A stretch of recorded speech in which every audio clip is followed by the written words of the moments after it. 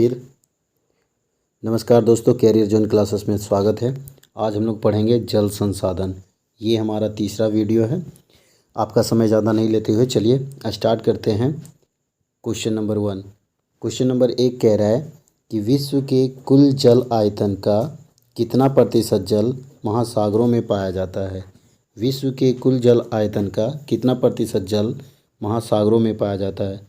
Option है 9.5%, B 95.5%, सी 96%, D 96.6%। तो दोस्तों विश्व के कुल जल आयतन का जो है, विश्व के कुल जल आयतन का 96.6% जो है ना, वो महासागरों में पाया जाता है। और याद रखिएगा दोस्तों, इसका ना 2.5% अलवणीय है। बाकी जितनी भी समुद्र की पानी है ना, वो लवणीय है। कितनी अलवणीय है? तो 2.5%। याद रखिएगा, कुल जल आयतन का 96.6% जल जो है ना, महासागर में पाया जाता है। चलते हैं अगले क्वेश्चन की ओर। Question number 2। क्वेश्चन नंबर 2 कह रहा है कि विश्व की सबसे बड़ी नदी कौन है। विश्व की सबसे बड़ी नदी कौन है। ऑप्शन ए नील नदी, ऑप्शन बी गंगा नदी, ऑप्शन सी अमेजन नदी, ऑप्शन डी ब्रह्मपुत्र नदी। तो दोस्तों विश्व की जो सबसे बड़ी नदी है ना, वो हो जाएगा आप लोगों का ये अमेजन नदी, ऑप्शन नंबर सी। ठीक है दोस्तों, विश्व की सबसे बड़ी नदी जो है वो है अमेजन नदी। ठीक है, लेकिन बात कर ले नील नदी की ना, तो विश्व की सबसे लंबी नदी है। विश्व की सबसे लंबी नदी कौन हो जाएगा? अमेजन नदी, सॉरी नील नदी। विश्व की सबसे लंबी बोले तो नील, और विश्व की सबसे बड़ी बोले तो अमेजन। और भारत की सबसे लंबी नदी बोले, भारत की सबसे लंबी नदी तो ये हो जाएगा दोस्तों गंगा नदी। और भारत की सबसे बड़ी नदी बोले तो ये हो जाएगा दोस्तों ब्रह्मपुत्र नदी। ठीक है, याद रखिएगा, कन्फ्यूजन नहीं होइएगा। विश्व की सबसे बड़ी नदी अमेजन, विश्व की सबसे लंबी नदी नील नदी, विश्व की सबसे लंबी नदी भारत की सबसे लंबी नदी गंगा, और भारत की सबसे बड़ी नदी ब्रह्मपुत्र। ठीक है ना दोस्तों, तो इसका आंसर हो जाएगा अमेजन नदी। विश्व की सबसे बड़ी नदी है जो अमेजन नदी। चलते हैं क्वेश्चन नंबर 3 की ओर।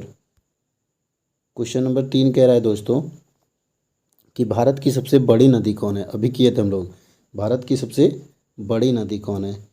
ऑप्शन ए नील नदी, ऑप्शन बी गंगा नदी, ऑप्शन सी अमेजन नदी, ऑप्शन डी ब्रह्मपुत्र नदी। तो ये आप लोगों के लिए छोड़ते हैं दोस्तों, आप कमेंट बॉक्स में कमेंट कीजिएगा कि भारत की सबसे बड़ी नदी कौन है। ठीक है ना, चलते हैं क्वेश्चन नंबर 4 की ओर। क्वेश्चन नंबर 4 कह रहा है प्राणियों में कितना प्रतिशत जल पाया जाता है। प्राणियों में कितना प्रतिशत जल पाया जाता है। Option A 55%, option B 60%, option C 65%, option D 70%। तो दोस्तों प्राणियों में जो है ना, वो पाया जाता है 65%। कितना? 65%। जबकि पौधों में बोलेगा दोस्तों, तो पौधों में जो होती है ना 65 से लेकर के 99%। 65 से लेकर के 99%, यानी कि दोस्तों कुछ पौधों में 65%, जबकि कुछ पौधों में 99%, कुछ पौधों में 70%, कुछ पौधों में 80%, यानी 65 से लेकर के 99% तक पौधों को पानी की ज़रूरत होती है। अब देख लीजिए धान की, इसे ज़्यादा पानी की ज़रूरत है, जबकि वहीं पे ले लीजिए बबूल की, इसे कम पानी की ज़रूरत है। लेकिन पेड़ पौधों को ना 65 से 99 के बीच में। ठीक है ना, तो बोलेगा प्राणियों में कितना प्रतिशत जल चाहिए? 65%। अगर पौधों में पूछ दिया तो 65 से 99%। चलते हैं नेक्स्ट क्वेश्चन की ओर। Question number 5। क्वेश्चन नंबर 5 कह रहा है दोस्तों कि देश में बांध परियोजना को किसने भारत का मंदिर कहा था। देश में बांध परियोजना को किसने भारत का मंदिर कहा था। Option A Mahatma Gandhi, option B doctor Rajendra Prasad, option C Pandit Jawaharlal Nehru, option D Swami Vivekananda. तो दोस्तों इसका आंसर हो जाएगा option number C, Pandit Jawaharlal Nehru. देश के बांधों को ना आधुनिक भारत का मंदिर कहा था। कौन बोले थे? पंडित जवाहरलाल नेहरू। ठीक है ना दोस्तों, ये जो बांध है ना, नदियों पे बांध बना करके इससे ढेर सारी सुविधाएं ली जाती थी और ली जाती है। ठीक है ना दोस्तों, इसलिए ये आज के डेट का आधुनिक युग का मंदिर बोला था। किसको? बांध को। देखिए दोस्तों, बांध से क्या होती है? सिंचाई होती है, मछली पालन होता है, फसल सिंचाई में काम आता है, बिजली उत्पादन होता है, बहुत सारे इससे फ़ायदे लिए जाते हैं। इसलिए आज की डेट का ये भारत का मंदिर इसको कहा था। कौन? पंडित जवाहरलाल नेहरू। चलते हैं क्वेश्चन नंबर 6 की ओर। क्वेश्चन नंबर 6 की ओर। क्वेश्चन नंबर 6 कह रहा है दोस्तों, नर्मदा बचाओ आंदोलन के प्रणेता कौन थे? नर्मदा बचाओ आंदोलन के प्रणेता कौन थे? Option A Swami Vivekananda, option B Pandit Jawaharlal Nehru, option C Medha Patkar, option D Mahatma Gandhi. तो दोस्तों इसका आंसर हो जाएगा नर्मदा बचाओ आंदोलन के जो प्रणेता थे वो थे मेधा पाटेकर। याद रखिएगा दोस्तों, मेधा पाटेकर। गुजरात में एक नदी है, ठीक ना, नर्मदा नदी पे एक बांध बनाया गया था जिसका नाम था सरदार सरोवर बांध। कौन सा था? सरदार सरोवर बांध, ठीक ना।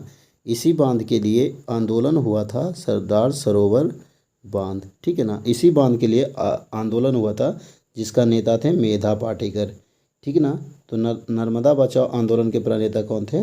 मेधा पाटेकर। याद रखिएगा दोस्तों। चलिए क्वेश्चन नंबर 7 की ओर। क्वेश्चन नंबर 7 कह रहा है, फाल्कन मार्क किस देश के थे? फाल्कन मार्क किस देश के थे? Option A America, option B Geneva, option C Bharat, option D Sweden. तो दोस्तों फाल्कन मार्क जो थे ना वे स्वीडन के रहने वाले थे। Option number D. Falcon mark एक बहुत ही बड़े भौतिकविद थे, भूगोलविद थे। भूगोलविद थे यानी कि भूगोल जानते थे, बहुत ही नॉलेज था भूगोल का। और इनके अनुसार से ना, फाल्कन मार्क के अनुसार से कहा जाता है कि प्रत्येक व्यक्ति को ना प्रत्येक एक व्यक्ति को प्रतिदिन जो है ना, प्रतिदिन 1000 घन मीटर पानी पीना चाहिए।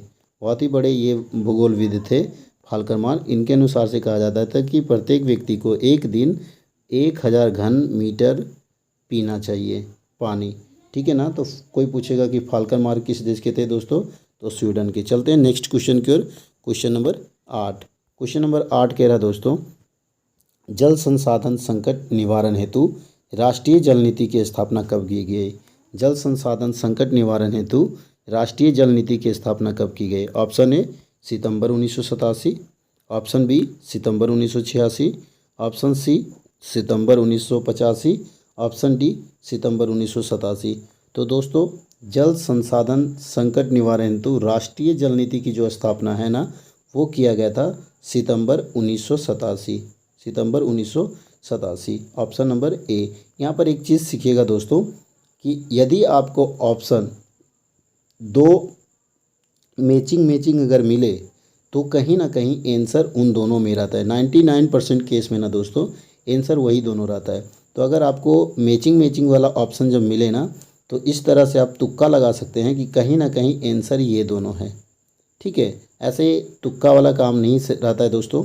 आप 10th क्लास में हैं तो इसे रट्टा मार लीजिएगा और समझने की कोशिश कीजिएगा, ठीक है। चलते हैं क्वेश्चन नंबर 9 की ओर। क्वेश्चन नंबर 9 कह रहा है कि सोन नदी घाटी परियोजना की स्थापना कब की गई थी? सोन नदी घाटी की परियोजना की जो है ना उसकी स्थापना कब की गई थी? Option A 1987, option B 1886, option C 1874, option D 1987, ठीक है दोस्तों। तो सोन नदी घाटी परियोजना की जो स्थापना है ना वो किया गया था 1874 ईस्वी, ऑप्शन नंबर सी, ठीक है। चलते हैं नेक्स्ट क्वेश्चन की ओर। Question number 10। क्वेश्चन नंबर 10 कह रहा है दोस्तों कि बिहार में अति जल दोहन से किस तत्व का संकेंद्रण बढ़ा है?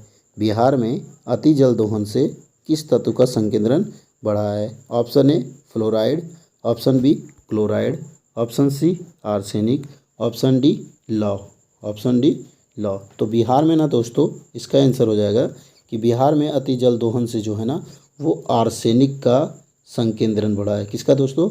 आर्सेनिक का, ठीक है। बिहार की बात कर ले और बंगाल की बात कर ले, बिहार की बात कर ले और बंगाल की बात कर ले, झारखंड की भी, बिहार और झारखंड की बात कर लेना तो ये जो होगा आर्सेनिक का, ठीक है ना। लेकिन वहीं पे दोस्तों महाराष्ट्र और राजस्थान की बात करें तो फ्लोराइड का होगा। किसका? फ्लोराइड के। चलते हैं नेक्स्ट क्वेश्चन की ओर, क्वेश्चन नंबर 11। तो क्वेश्चन नंबर 11 कह रहा है दोस्तों, महाराष्ट्र और राजस्थान में अति जल दोहन से किस तत्व का संकेंद्रण बढ़ा है?